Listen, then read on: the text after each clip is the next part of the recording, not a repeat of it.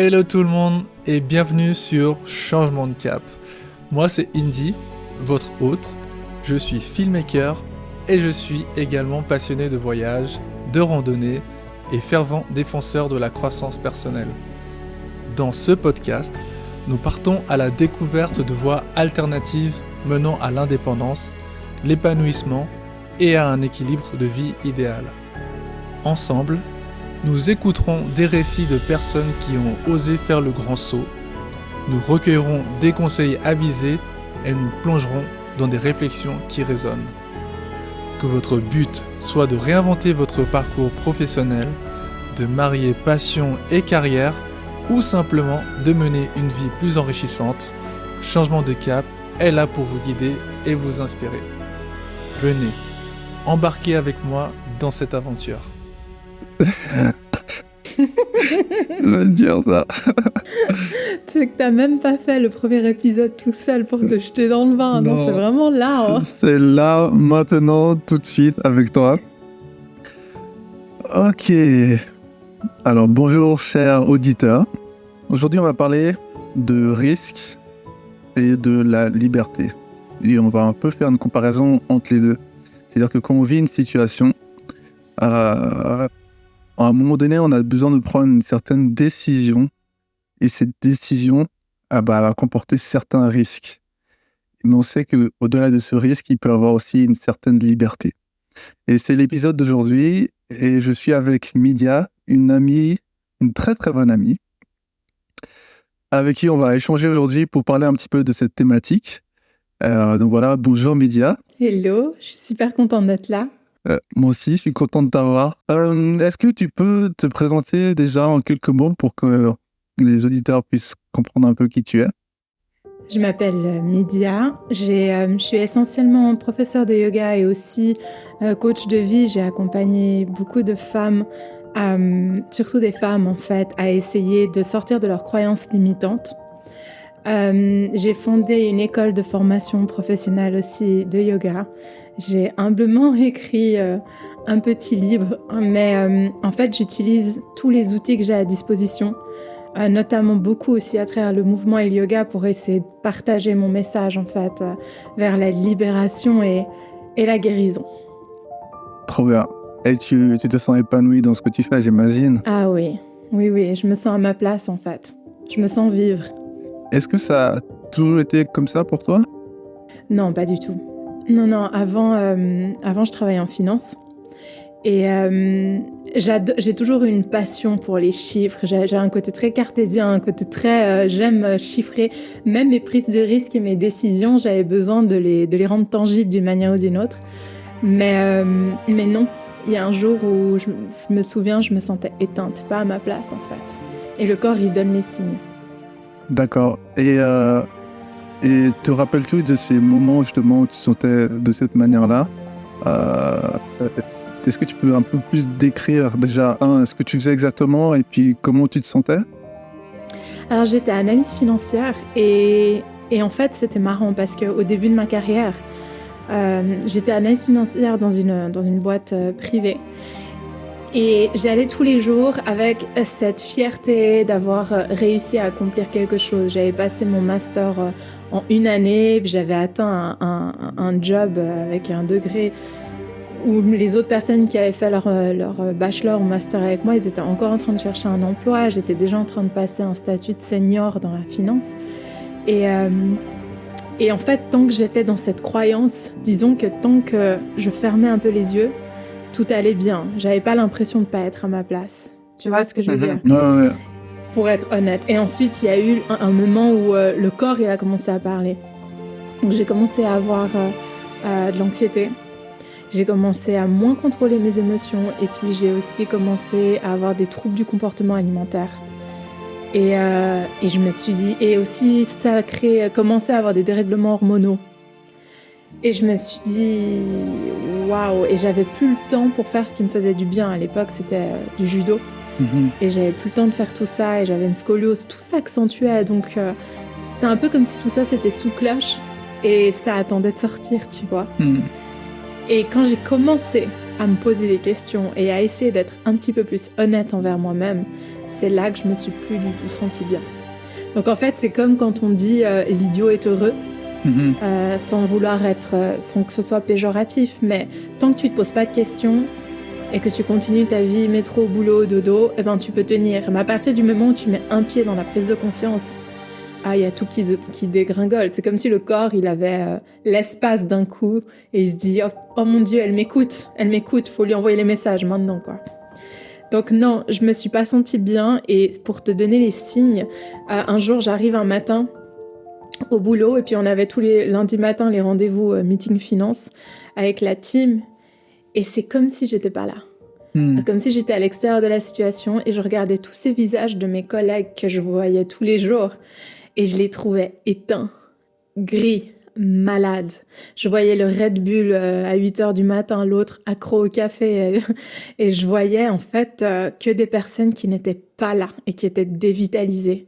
Et je me suis dit, mais ce qui m'a choquée, c'est pas de voir le malade, ce qui m'a choquée, c'est de me dire comment j'ai pu venir tous les jours et ne pas le voir.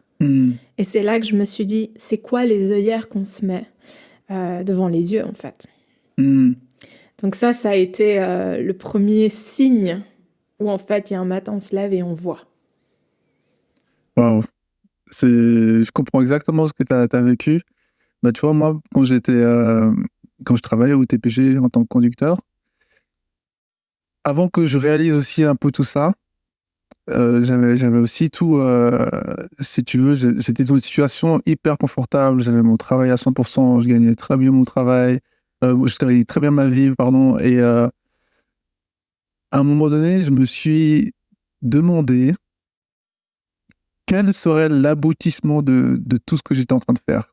C'est-à-dire que j'étais tellement dans un travail que j'aurais pu faire ma carrière dedans, je m'étais dit, mais mon avenir, il est déjà complètement tracé, en fait. J'ai plus de surprises.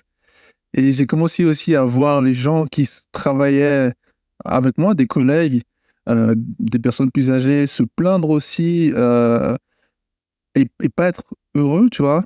C'est la première fois que je me suis dit, bah, c'est pas aussi beau que sur le papier et qu'il y a besoin d'autre chose, en fait.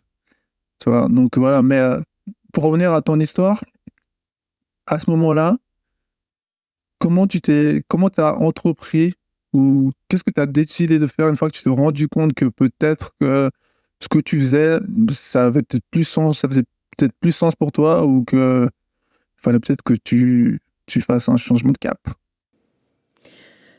Ce que j'ai entrepris, j'ai décidé je pratiquais déjà le yoga à l'époque et je me suis rendu compte que j'ai fait un peu un état des lieux de ma vie et je me suis demandé qu'est-ce qui était essentiel pour moi et qu'est-ce qui me rapprochait de mon essentiel et qu'est-ce qui m'en éloignait dans mon quotidien. Et je me suis rendu compte avec horreur que tout ce que j'avais mis en place m'éloignait de mon essentiel, sauf ce moment où je déroulais mon tapis de yoga. Pas parce que le yoga et pas parce que la doctrine ou le culte ou c'est ça qui va te sauver, non, mais parce que la symbolique d'être honnête avec soi-même. Et tu peux pas mentir quand tu es sur ton tapis de yoga. La manière dont tu bouges, ton mouvement, et est-ce que tu mets de la musique, est-ce que tu veux te distraire ou est-ce que tu es là? Et en fait, je me suis dit, c'est la seule chose honnête que j'ai aujourd'hui dans ma vie, je vais aller plus loin là-dedans. Et ça a été l'outil qui m'a permis de m'accompagner dans le changement de vie. Tu vois, mais pas le seul, mais ça a été ça. Donc forcément, ça a soulevé beaucoup de choses parce que je suis aussi d'une famille où ça leur faisait peur que je lâche les risques financiers. Il y avait j'avais d'un coup un salaire incroyable, sécurité incroyable, exceptionnelle pour mon âge. Mais j'arrêtais pas de me dire une chose, c'est que c'est pas eux qui rentraient tous les soirs pour dormir dans mon lit. Ni ma mère, ni ma sœur, ni mes oncles, ni mes tantes, c'est moi. C'est moi, le soir, qui rentrerait et qui allait être dans cette maison, dans ce lit, dans cette vie-là. C'est moi qui allais devoir la vivre tous les jours, au quotidien, chaque seconde. Et je me suis dit, c'est impossible. Donc, je suis partie, j'ai pris un congé sans solde. Okay. Et je suis partie en Inde. Ah, voilà. J'étais là, ouh. Et c'est sûr, ben, je savais ce qui m'attendait. Et en fait, c'est marrant parce que je sais pas si je t'ai déjà raconté, mais quand l'avion a atterri, c'était la première fois que j'allais en Inde. Je savais pas du tout ce qui m'attendait. Je savais que j'allais me découvrir moi. Quand l'avion a atterri à Mumbai, les roues se sont posées, j'ai des larmes qui ont coulé.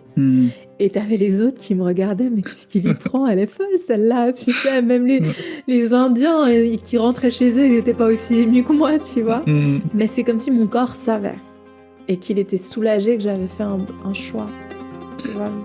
Ah, bah tu vois, c'est intéressant parce qu'on a déjà eu un peu cette discussion, mais je me rappelais pas que tu étais parti en Inde pour prendre du recul. Parce que je pense qu'aujourd'hui, c'est un élément hyper important quand tu veux faire un changement de vie ou un changement de cap, ou alors que tu as certains rêves que tu as envie de vivre, mais tu n'oses pas le faire.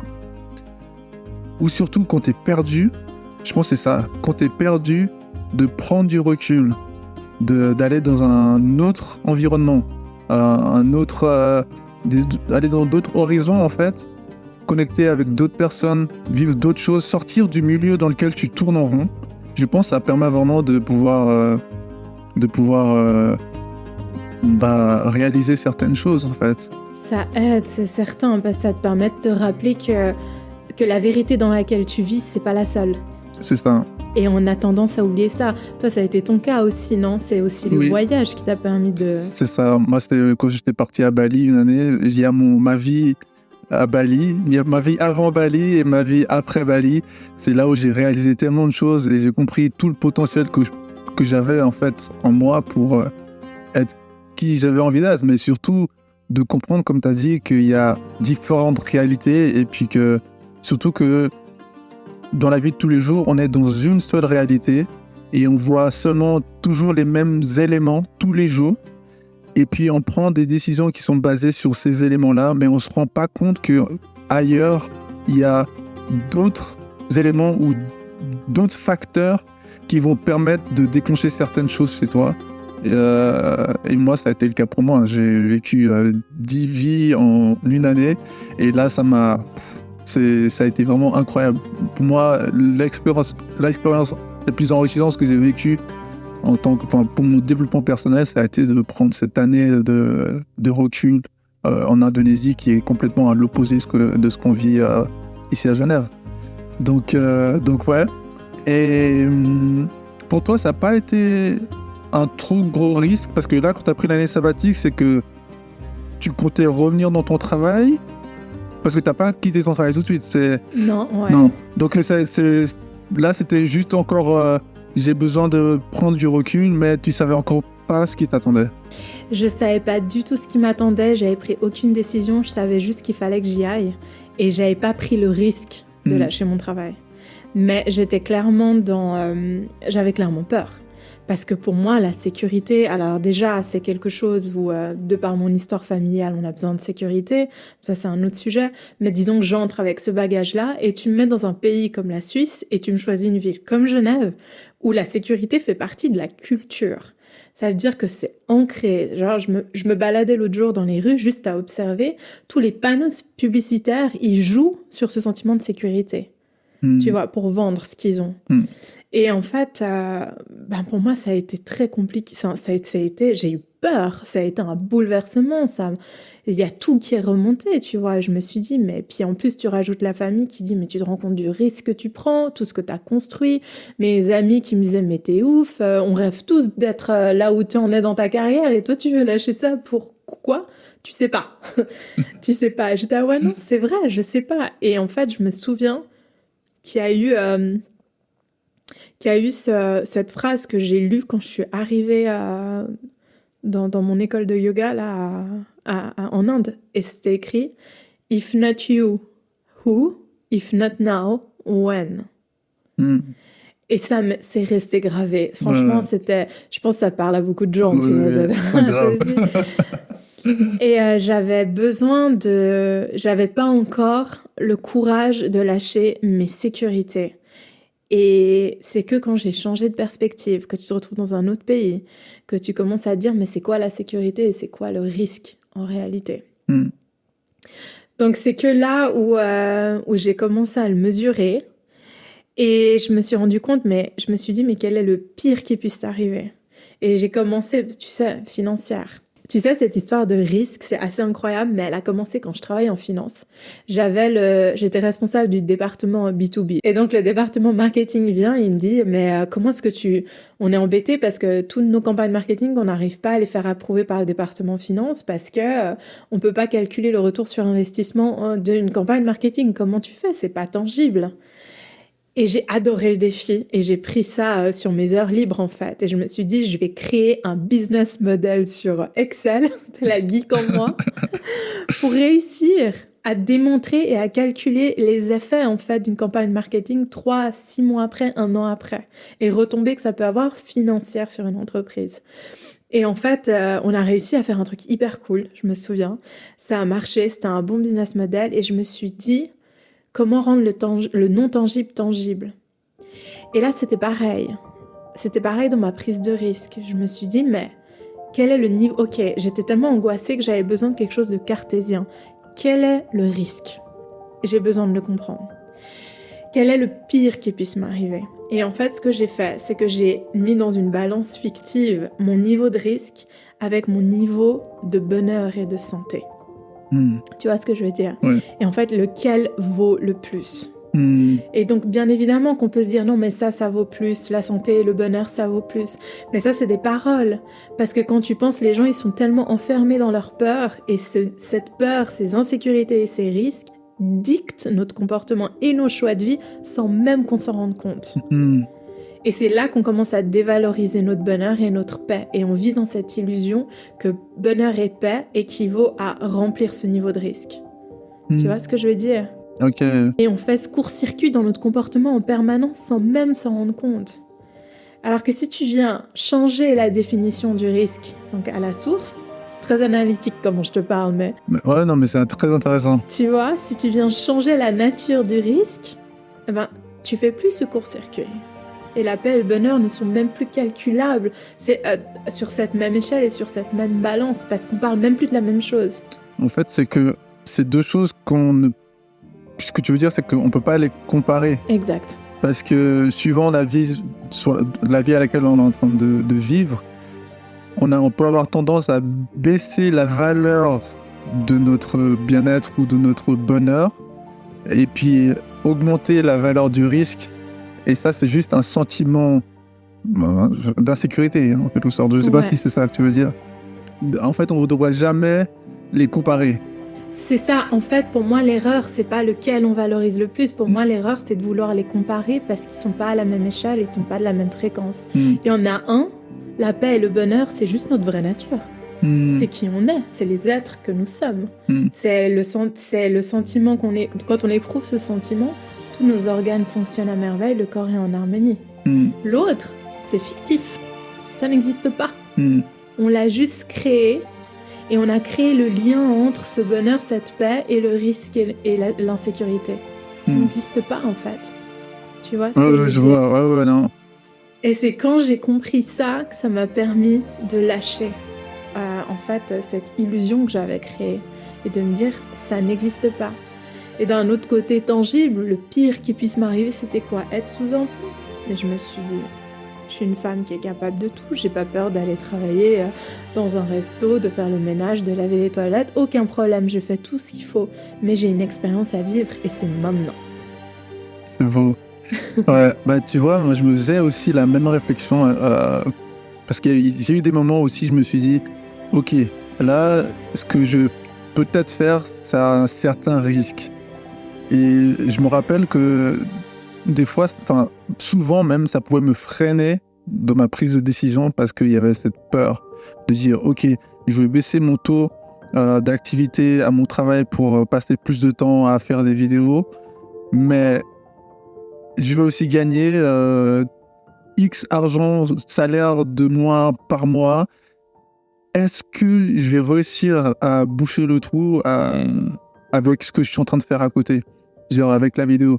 Bah là, le pire qui va m'arriver, c'est pas que je vais plus avoir à manger, c'est pas que je vais plus avoir un toit, c'est pas que on va me rejeter de mon pays. C'est en fait le pire qui va m'arriver, c'est que je vais devoir me trouver un moyen de me débrouiller autrement, mais les solutions, je vais en trouver. Et donc, finalement, je me dis, ok, bah, tu sais quoi, vas-y, parce qu'il n'y a que quand je saute le pas que je vais chercher des solutions. Tant que j'ai pas sauté les pas, je vais pas aller chercher les solutions parce que je vais rester dans mon confort, en fait. Et tu vas pas les voir. Et je vais pas les voir. Mais c'est ça. Ah, mais en fait, tu évoques un truc hyper important, je trouve, c'est tu sais, ce truc de toujours vouloir le plan B avant de lâcher le plan A. Ouais. Là, la branche. La branche, tu vois, t'es dans une relation, ça va pas. Ouais. Mais t'attends de rencontrer quelqu'un avant de lâcher ta relation. Oui, c'est ça. Mais les portes de l'univers, elles vont jamais s'ouvrir à toi comme ça. Il faut Mm. créer de l'espace avant. Ouais. Tu vois, et c'est cet espace, en fait, qu'on nous a appris à remplir tout le temps. Donc, en fait, je pense, pour en arriver au raisonnement où tu en es aujourd'hui, ou avant de passer le cap et puis de prendre les décisions, est-ce que tu es d'accord avec moi qu'il y a quand même un développement personnel? Ah, ouais. Ouais, moi, j'ai passé quand même beaucoup de temps à lire, à essayer de comprendre, à essayer toutes les thématiques liées au développement personnel, je suis passé à travers et franchement, j'ai été même fasciné. C'est comme si ça m'avait ouvert les yeux sur le monde, ce qui m'entoure et surtout sur qui je suis, en fait. Je pense que c'est ça le plus important.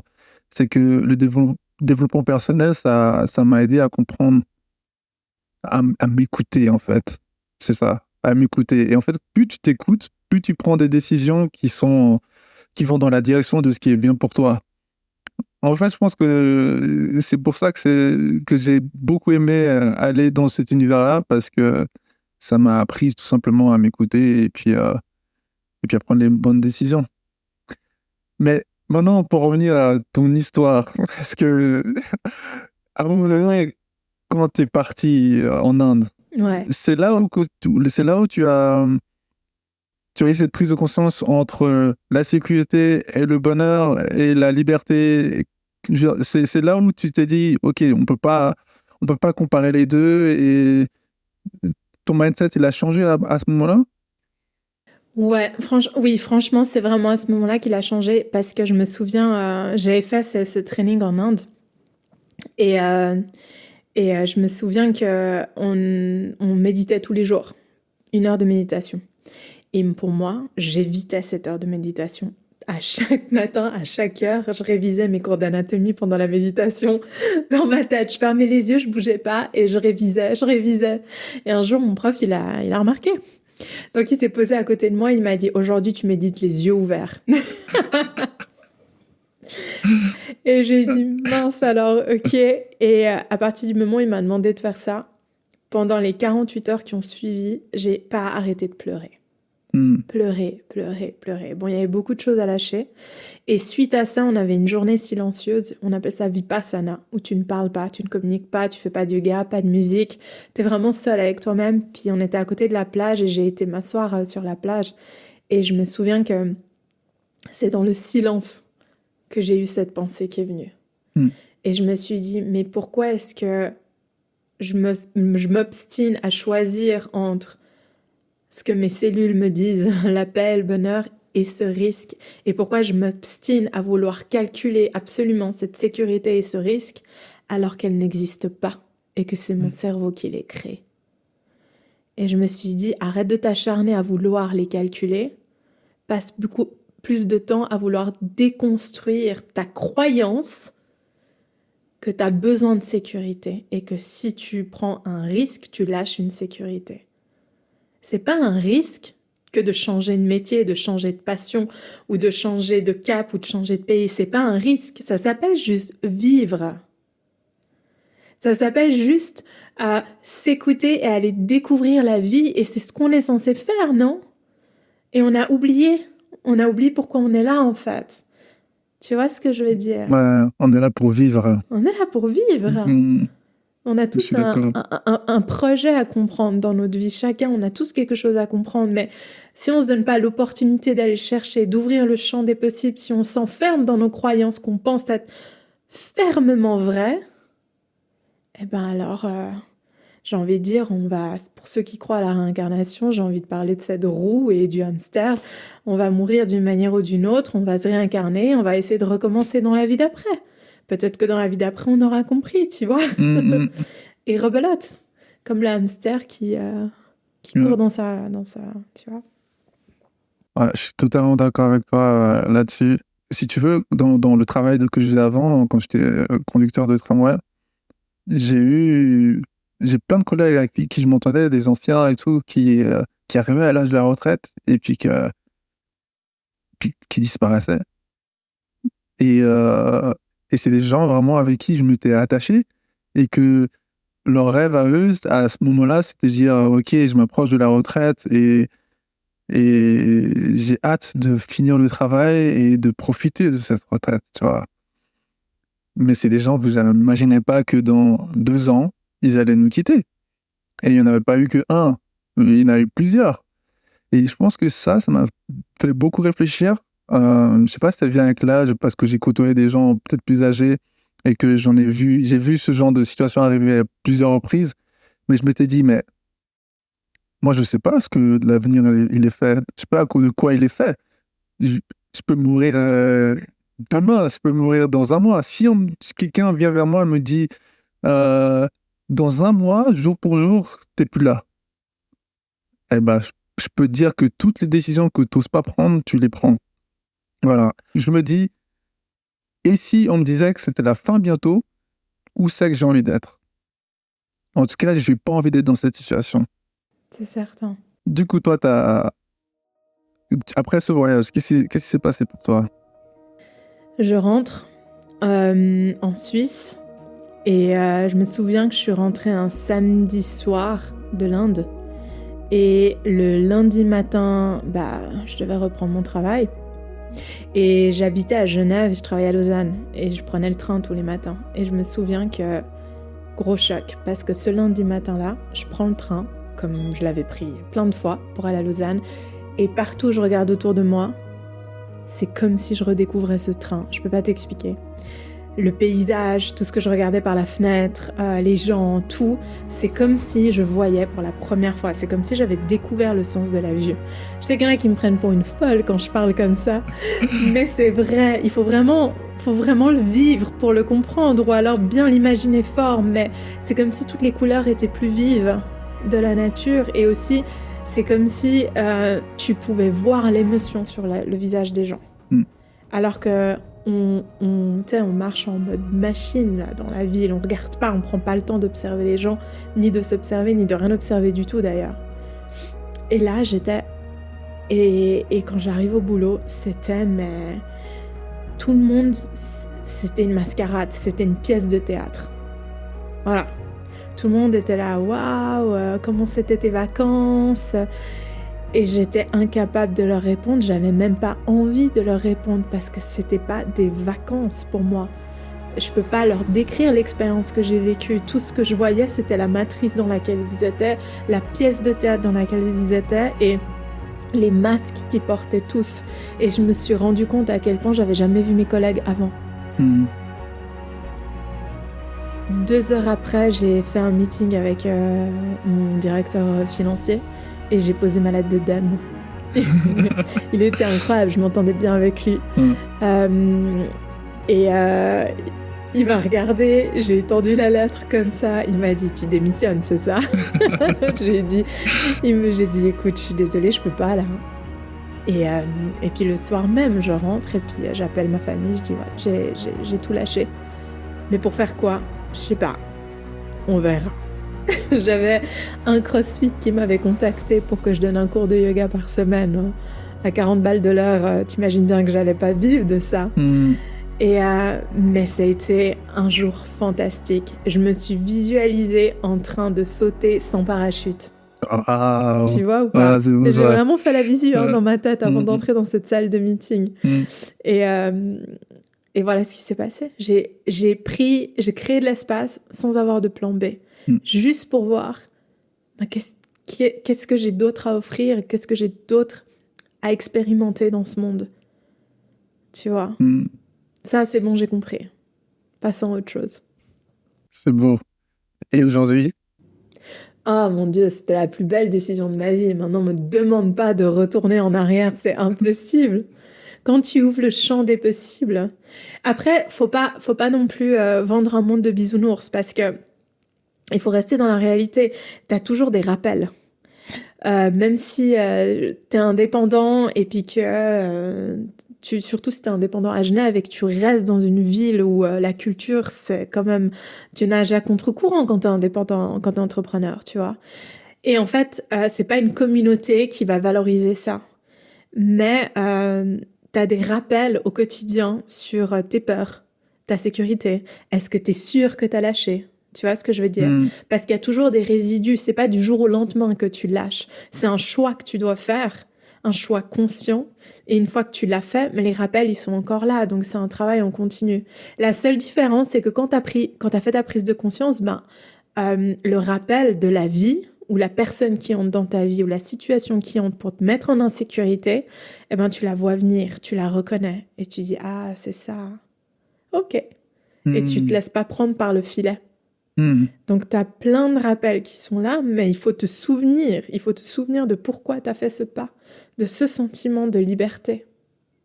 Ouais, totalement d'accord. Tu as eu des rappels J'ai aussi, eu toi. plein de rappels, oh là là.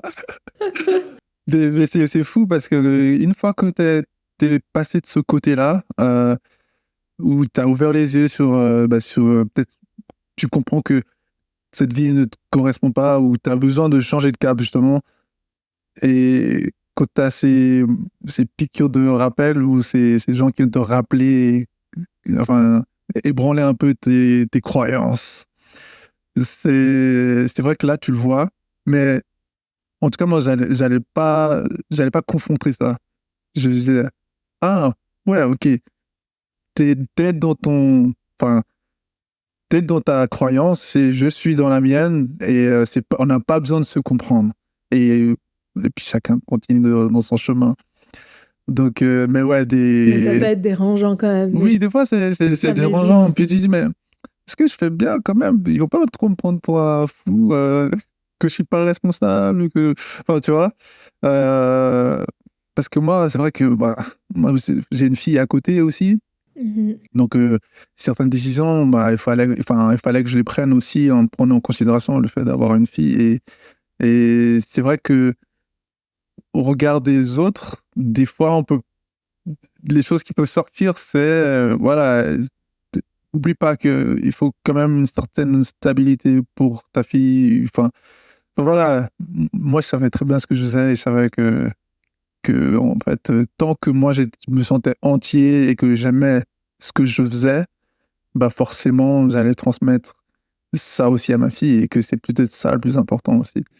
Mais elle a beaucoup de chance, tu vois, parce que, par exemple, la plupart des femmes que j'ai accompagnées dans ce registre, c'était extrêmement difficile et c'est très, très dur pour les gens de passer outre l'opinion de l'autre. Tu vois, et il y a ce concept de légitimité.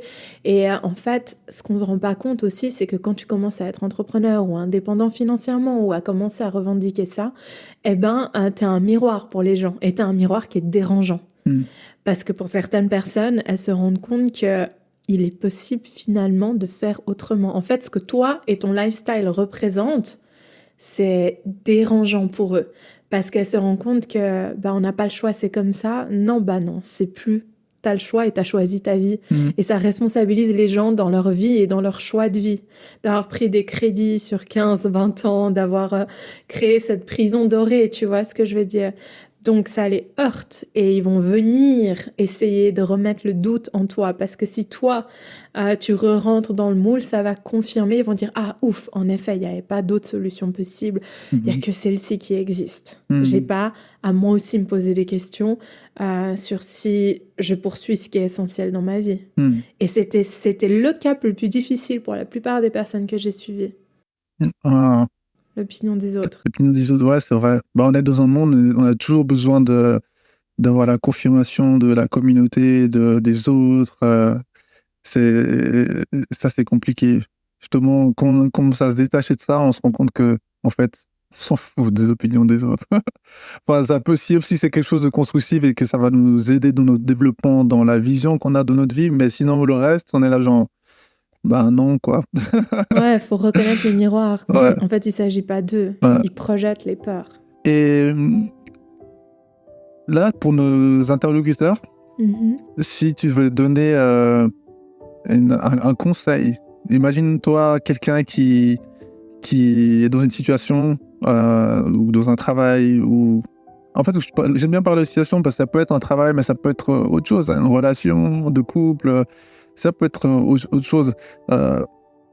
Mais qui a envie de changer de cap, mais qui n'ose pas et qui va justement avoir cette peur de l'inconnu, et qui va avoir ce poids du risque qui est trop élevé par rapport à ses rêves ou à son envie d'essayer d'autres choses, ou tout simplement peut-être de se sauver d'une situation. Quel conseil tu pourrais donner à cette personne qui a peur de sauter le pas, enfin, tu vois? Pour moi, il n'y a pas d'autre choix que d'aller rencontrer sa peur. Et pour rencontrer sa peur, il faut d'abord l'identifier. Et on n'a pas tous les mêmes peurs. Donc concrètement, ce que je conseillerais, c'est de prendre une feuille de papier, d'écrire ce qui est essentiel pour soi, et d'écrire aussi de quoi on a peur.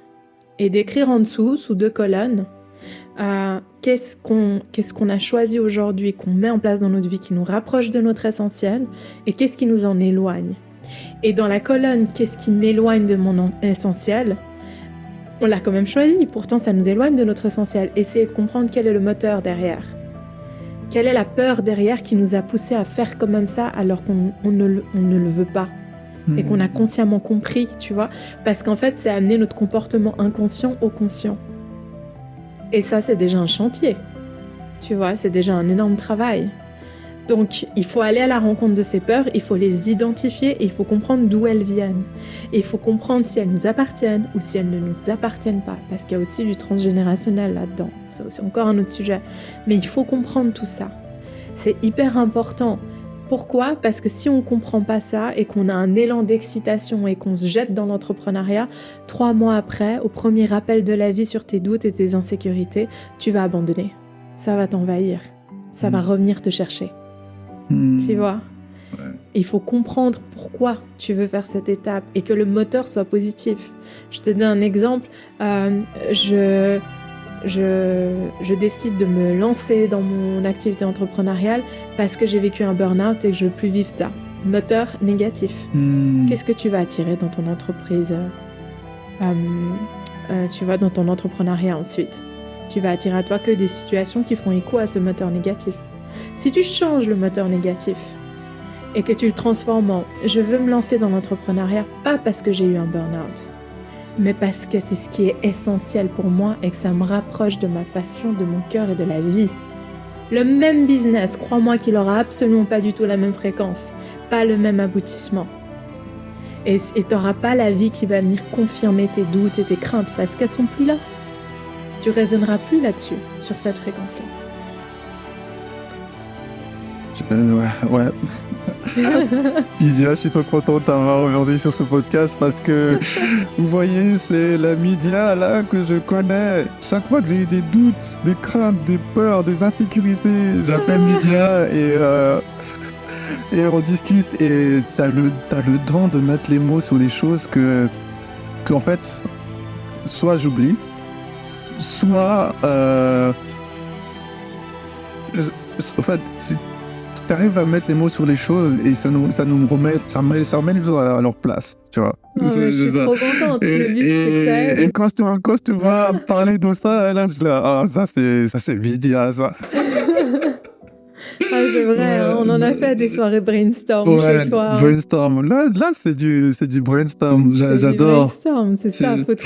Faut trouver ton buddy, en fait. Ouais. La personne qui va t'élever là-dedans. Ouais. Non, mais c'est en fait, quand tu racontes les choses, c'est 1 + 1 = 2. De la manière dont tu poses les choses, ça pose les cadres et en fait, tu peux que avoir une prise de conscience de la manière dont tu poses les choses. Et voilà. Pour la petite histoire, c'est pas pour rien que moi j'ai quitté mon travail parce qu'on a fait une session brainstorm. Juste pour parler de ma situation, j'étais à 50% en train de conduire un tramway. Et à 50% en train de faire la vidéo, on a fait ce brainstorm, toi et moi. Et 2 semaines après, j'ai posé ma démission. Alors que ça faisait 3 ans que je me disais l'année prochaine, je quitte. Et je continue à voyager, à faire mes vidéos à gauche, à droite. L'année prochaine, je quitte, l'année d'après. Et là, on se parle, on fait un brainstorm et 2 semaines après, je pose ma dème. Parce que tu as un don, Lydia. En parenthèse, j'ai eu une sacrée pression. Parce qu'on se voit un soir, on fait ce brainstorm de je sais pas combien d'heures, on remplit des feuilles de c'est quoi la vie, où on veut aller. Le gars, 10 jours après, il m'appelle, il me dit j'ai posé ma dame. Et moi, je me dis oh mon Dieu, c'est moi qui ai peur. Je dis oh mon Dieu, la responsabilité, imagine, ça se passe pas. C'est moi qui ai peur. Mais c'est pas grâce à moi, tu me connaissais déjà avant. T'étais prêt dans ta tête. Ouais, T'étais déjà prêt. T'avais déjà pris ta décision. je ne savais pas encore. Mais tu le savais. Voilà. Ton corps savait. Trop bien. Bon, en tout cas, même avec ce podcast, j'ai quand même appris des choses en plus sur ton changement de vie, changement de cap, l'Inde. Et puis, c'est cool aussi de pouvoir de partager ton histoire avec moi, avec les auditeurs. Donc j'espère que ça va pouvoir inspirer, et je suis sûr que ça va inspirer d'autres personnes qui sont dans la même situation et qui ont peut-être envie de faire un changement de cap. J'espère. Et en tout cas, merci d'avoir Merci été à avec toi. moi aujourd'hui. C'était vraiment contente cool. d'être là. Ouais. C'est trop Donc bien. voilà. Sinon, chers auditeurs, je vous dis à la prochaine pour de nouveaux épisodes. Et puis, n'oubliez pas que chaque jour, on peut faire des choses qui va nous rapprocher de nos rêves, et il faut les faire.